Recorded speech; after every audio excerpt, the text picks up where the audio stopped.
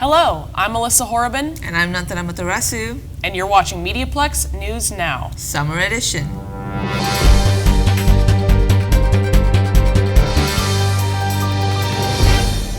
We have had a great year and school is finished for the summer. And now we are taking the time to show you some of our favorite stories. Enjoy. House. There are a new set of paws in the Windsor Police Canine Unit who recently introduced Dog Officer Fuse with handler Constable Chris Lozon. We do a 17-week training course with the canine initially when we bring them in, and it's just the basis to get the dog ready to work the road. But we train daily with our dogs to make sure that they're experts in their field. It's like a pro athlete, continuously honing their skills and making sure that later on in the career that it's repetition, it just happens naturally. Windsor Police Canine officers and their dogs train on a weekly basis in the facility here behind me. But where do the dogs come from? There is quite a lengthy process of selection and training before the dogs actually become part of the Windsor Police Canine Unit. Well, historically speaking, the three types of dogs that we're looking for in police dog work are German Shepherds, Belgian Malinois, and Dutch Shepherds. We generally go to Europe, usually from either Hungary, Germany, or the Czech Republic due to their breeding programs. Once a dog's selected, we import the dog directly to Windsor. They're known as green dogs, which are totally untrained. And once they get to Windsor, then they begin a 4-month training process to become certified as dual-purpose dogs. The reason we pick these types of dogs, generally Malinois and German Shepherds, is because of three things: because their agility, adaptability, and their intelligence. Police dogs typically retire when they can no longer pass their certification testing, generally due to age or health. Majority of dog officers continue to live with their handlers after retirement. I'm Todd Chiron for MediaPlex News. Enigma Escape Rooms opened their 5th room on Thursday, March 9th. The new room is called The Apartment and is the largest out of the 5. Enigma Escape Rooms opened in August of 2015 with only 1 room, and employees have been working on expanding ever since. Enigma held a housewarming party Thursday night, inviting everyone to come and celebrate. Angelica Haggart, operations manager at Enigma Escape Rooms, is looking forward to what the future brings for Enigma. We quite often find ourselves on Saturdays having to turn people away, so we don't want to have to do that, obviously. So the new room will help us add those groups. It also helps the local economy because I had to add staff, so that's always an exciting thing for Windsor Essex. But we are very excited to be able to offer this new room to our customers who have already done all of our rooms and new customers still again. Birthday parties, corporate groups, families, or even just groups of friends come to test their smarts and skills. Amanda Haggart helped build the apartment and says going to an escape room is a good team-building exercise and can bring people closer together. Just the communication across the room is really important, and people really need practice with, I think, especially co-workers, because they see each other work and they know to, go from point A to point B at work. They may not know how to communicate as a person. It's a good practice for them, good team building, just in terms of learning how to talk to people.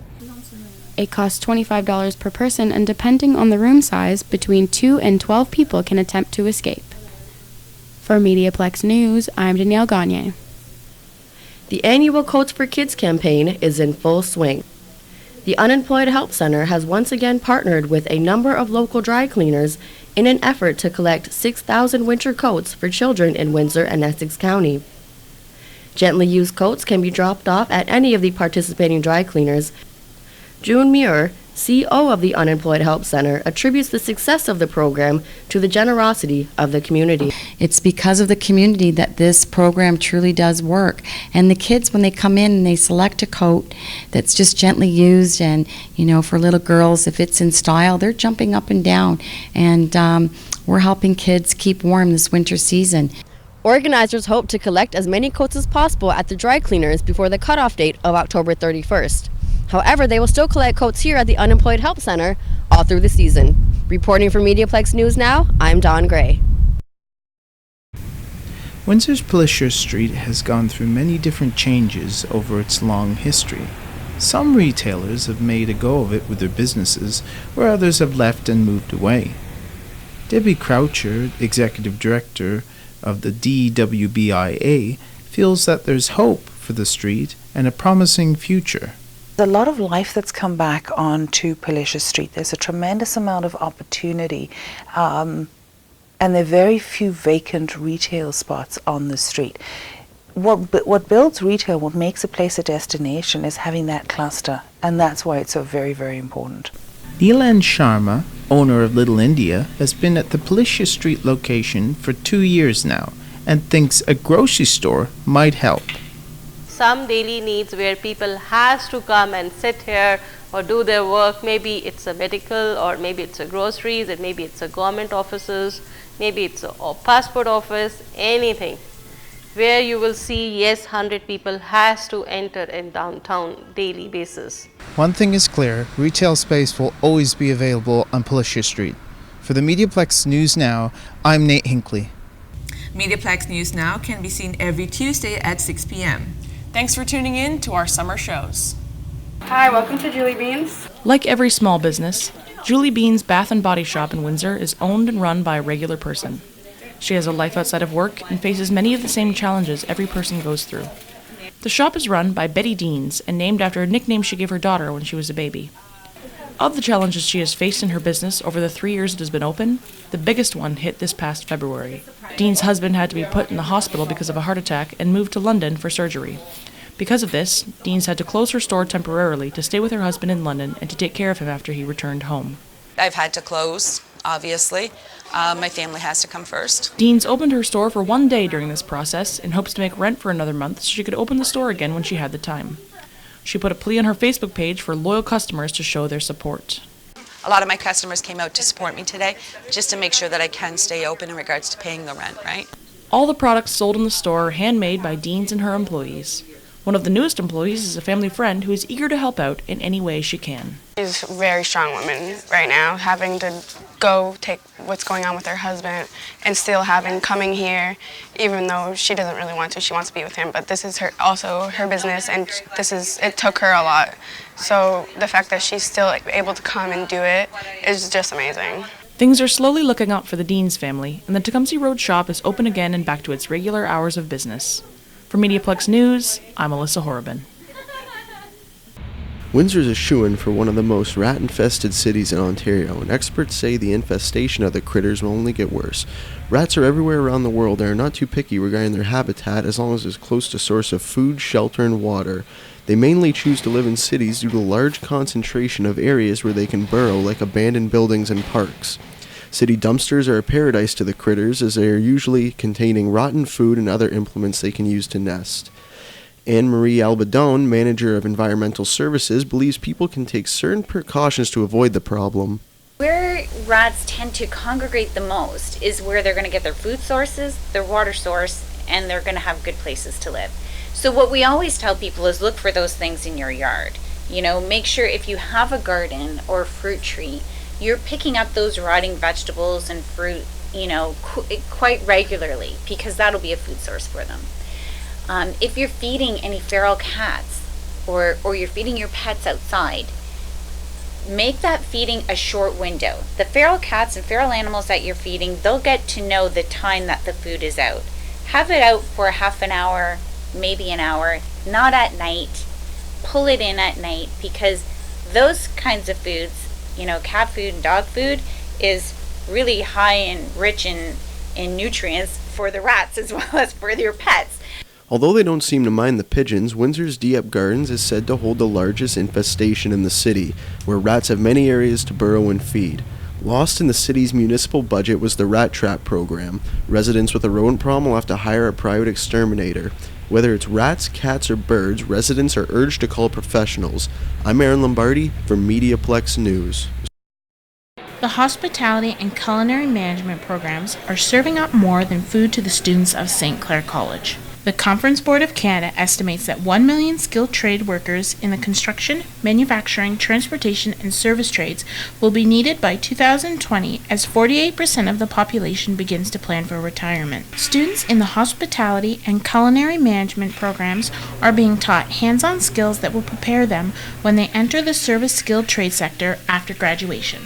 Mark Johnson, an instructor with the culinary management program and chef at Eatery 101, says the skills they learn are only part of the puzzle. We teach them from all of the basic knife skills all the way up to fruit carving and ice carving and cooking sous vide and a lot of stuff, but none of that stuff really replaces the stress and like when you burn something or you overcook something or you have something sent back or that come with the daily stresses of working on a real true-to-life line. Victoria Long, a student of the hospitality management program, said the skills she has earned give her an advantage when entering the workplace. They do a wonderful job of teaching you how to use certain tools, what they are, where you're going to use them, and when you do go out into the workforce, you already have a leg up on that, and that might be something that your employer is looking for.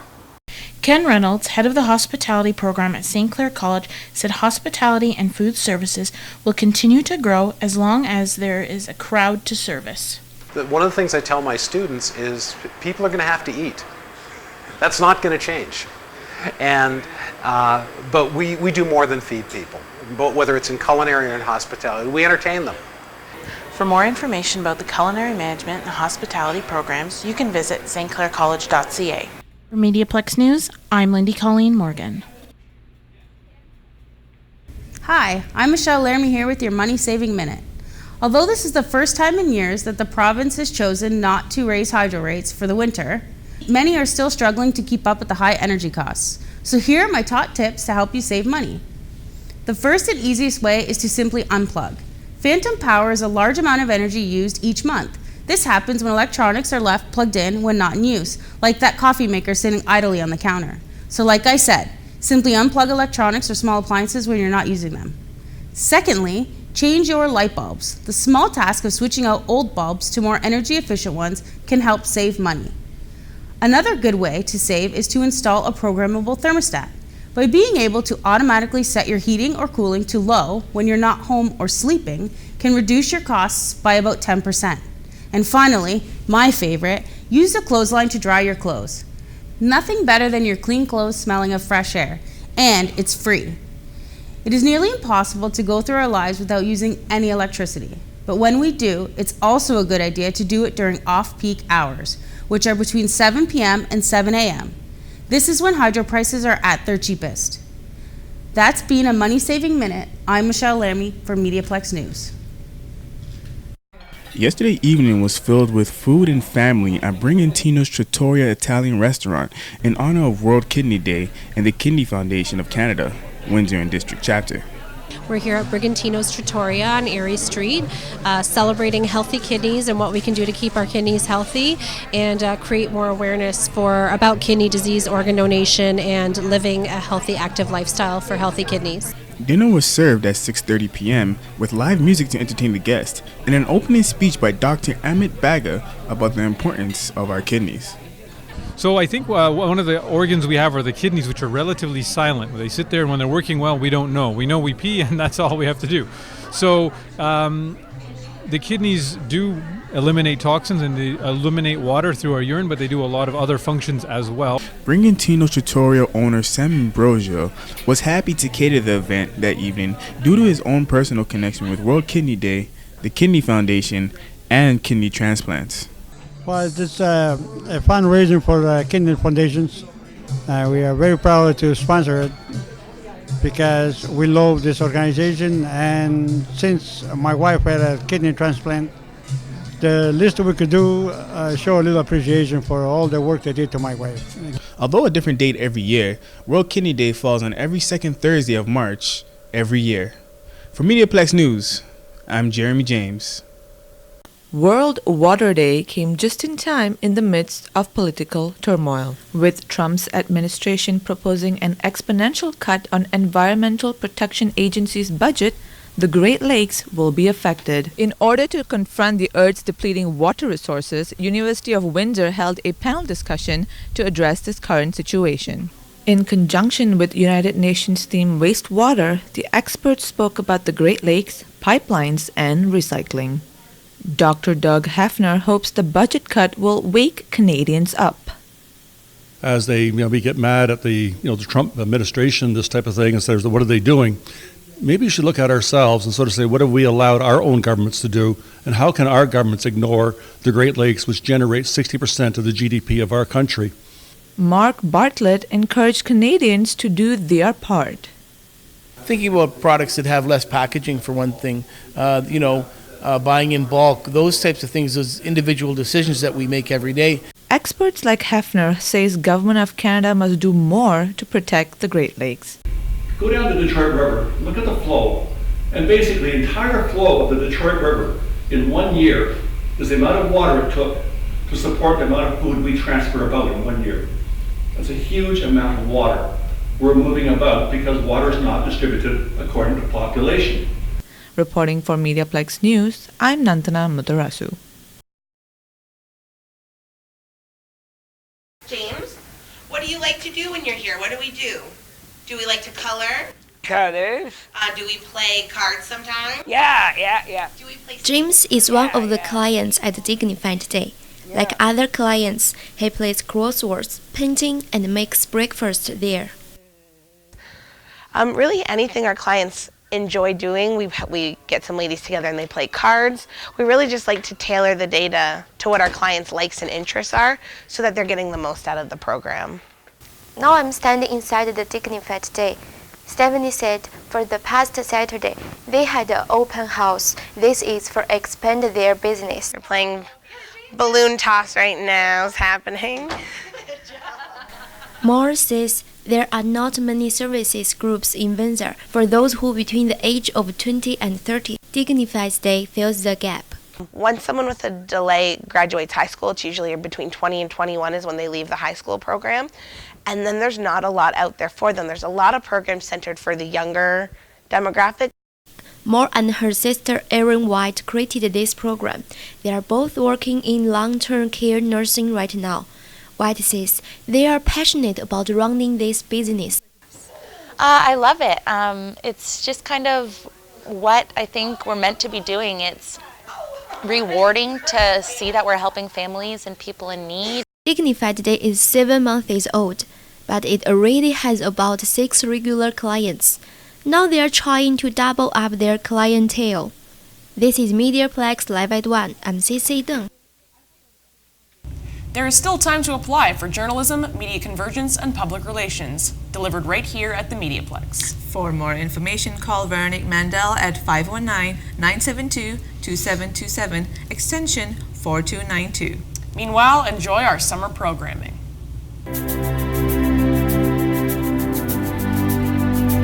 Journalism enables people to be well informed. It's documenting history. It's an extraordinary way for people to be connected with their community. What happens in the world affects us. What happens in our community affects us. What happens in the province affects us. And we get to be the eyes and ears and tell the stories. Meeting new people. I'm learning about things that interest me.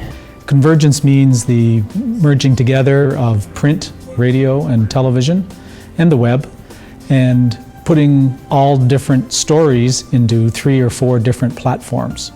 In 21st century newsrooms, journalists have to be able to do it all. We ask every one of our reporters to tell stories in multiple ways. There's a different style of writing for print than there is for radio, than there is for television. And it's really important that the information gets out that is true to those platforms. We are one of the few, if not the only, program that is actually taking students to a live broadcast and giving them that opportunity and that experience. I find that the students that come out of St. Clair College are already at or above where some of our broadcast employees have been. I made the greatest decision I could 2 years ago by choosing this program because I have learned so much. I would hands down recommend the program to someone considering it. Based on literally hundreds of interns I've seen over the years, St. Clair students are better prepared. I think it's that very comprehensive curriculum that we have that creates converged journalists that sets this journalism school apart.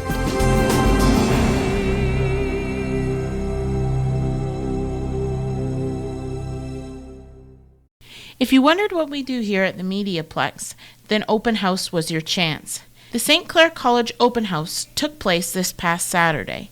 Prospective students were able to come and visit the 3 St. Clair College campuses located in Windsor. Representatives from the 100-plus programs at St. Clair College manned booths with information such as enrollment dates, tuition, and materials needed for the course. St. Clair's MediaPlex campus held this event within their building located in downtown Windsor. Shelley Divnick-Haggard, a teacher of the Public Relations and Journalism program, says open houses provide future students with an idea of what they can expect from their program. There's only so much that you can gather from websites or from a course catalog.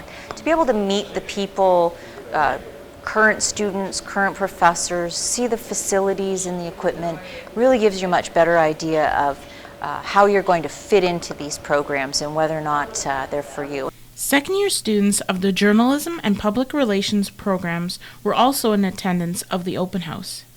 Ashley Gray, a second-year journalism student, said the open house she attended before enrolling helped her to make her final decision. When I was considering taking the program, I had the option of going into third year, which was just media convergence. So open house kind of gave me more of an idea of what I thought I already had, but I didn't have, and what I needed to learn more. St. Clair College's next open house will be Saturday, March 25th from 10 a.m. to 1 p.m. For students who would like to book tours to see the facilities and campuses, information can be found at stclaircollege.ca. For MediaPlex News, I'm Lindy Colleen Morgan. Being a freelance photojournalist, people always ask me what kind of camera equipment I travel with. So for your Photojournalist Minute, let's click our way through my basic checklist. First, make sure you are prepared for weather conditions. The importance of packing rain gear can make the difference between dry gear and a waterlogged camera. Second, make sure you are prepared battery-wise. If you have a plug-in charger like mine, these adapters are a great thing to have, and they are fairly cheap to acquire. Third, make sure you have a variety of SD cards handy. Depending on just one SD card can be a dangerous game to play. Fourth on my list is which lens to bring. My suggestion is a minimum of 2 depending on the trip. A nice wide-angle lens and a telephoto lens usually get the job done. Last but not least, number 5 is the most important, a good tripod. A steady camera can make the difference between a sharp shot or a blurry one. Remember, being prepared never lost a photographer the shot. I'm Katie Panasic with your Photojournalist Minute. Summerfest at the Riverfront Plaza has been a Windsor staple for over 50 years. Organizers are worried that a plan to revamp the plaza will change that tradition. David Grimaldi of the Windsor Parade Corporation supports the revamping, but does not want it to affect Summerfest. So it's not that we're opposing the upgrades at the Festival Plaza. What we are asking for is that administration and the consultant at least sit with the producers of Summerfest and the owner of World's Finest Shows and see if there's some common ground. See if we can compromise on some things so that we will not have to vacate the Festival Plaza. Windsor Council has looked at plans by the company Landmark and requested a more detailed design. However, some councillors say that they will not allow the plans to negatively affect the Summerfest. Councillor Bill Mara supports this idea. The only concern I have, and I expressed at the last meeting, is that whatever is proposed to make the improvements, that we don't create a situation where certain events can't be there anymore. So we heard from the Summerfest folks, for example. They're the ones that are there around Canada Day, around fireworks, and they set up all the carnival events. They're concerned that some of the improvements might limit their ability to use the plaza. I wouldn't support that. We created that plaza to create a venue for these, initiatives. I remember the days when they were along Olette Avenue and Riverside Drive, and that's the last thing we want to see happen. Otherwise, I'm excited about the proposed concept, and I think it's going to materialize into probably the best outdoor festival plaza you can see anywhere in North America. The revamping is intended to provide a more usable space in the festival off-season. The Riverfront Plaza covers over 100 square feet. That's over 8.5 basketball courts and over 2 football fields. Landmark will look to City Council for further approval in the coming months. This year's Summerfest will not be affected, but the future is unclear. Reporting for MediaPlex News Now, I'm Dawn Gray. Thanks for tuning in. You are watching the summer edition of MediaPlex News Now. This is where we get to show you some of our favorites from the past year. Windsor Spitfires fans filled the WFCU Center on February 18th when the team held a pregame ceremony in memory of their captain forever, the late Mickey Renault. It always is a special night with, Mark and Jane being here for Mickey Renault, and you see the touching video at the beginning and all the special qualities that a local boy like Mickey brought to the Windsor Spitfires. So we wanted to honor his memory. We always do, and I know our players did as well, and I think that's why they just wouldn't take no for an answer tonight. Although there are no longer any Spitfires players who actually knew Renault, they understand the impact he made on the team, the fans, and the league, who created the Captain's Award in his honor. Mickey was a great captain. He's always going to be our captain. Something special. Last year we didn't get the job done, but this year made a statement, and we had to get these 2 points, not only for us, but for him and his family that are here.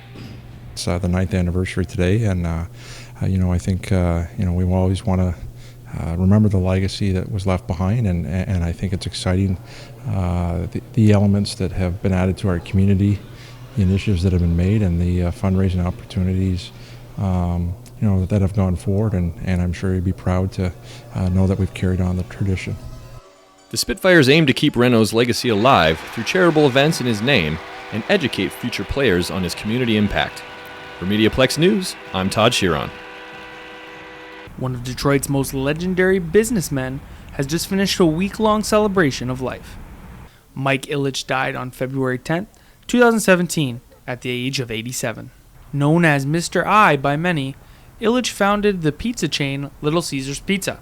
He turned his franchise into a multi-billion-dollar enterprise and became the owner of the Detroit Tigers and the Detroit Red Wings, and had a hand in owning the Fox Theater and Motor City Casino. A week-long memorial celebrating the life of Mr. Ilitch took place across downtown Detroit last week. Mark Evans worked security for each memorial event and said the turnout was great. Even with the weather being as cold as it is, there's been a really good turnout, really steady stream of people coming through here. The week began with a 2-day memorial outside of Comerica Park. Ilitch then laid in repose in the grand lobby of the Fox Theater on Wednesday. Fans were able to watch a 30-minute tribute video, pay respects to the casket, and give condolences to Mrs. Ilitch and her 7 children. Tom Marshall attended the memorial and was personally affected by Mr. Ilitch when he was able to take a private batting practice session on the field before a game. Marshall has nothing but fond memories of Mr. I. Your dad let me make my dream come true by letting me take batting practice at Tiger Stadium. Who does that? Me, a stranger, and taking a chance on me to let me go in there. What if I got hurt, The Ilitch family has requested donations be made to the Ilitch Charities, the Detroit Red Wings Foundation, or the Detroit Tigers Foundation in lieu of flowers. For MediaPlex News, I'm Ryan Blevins. Thanks for tuning in. We will be back live in September. I'm Nantana Motarasu. And I'm Alyssa Horban, and you've been watching MediaPlex News Now.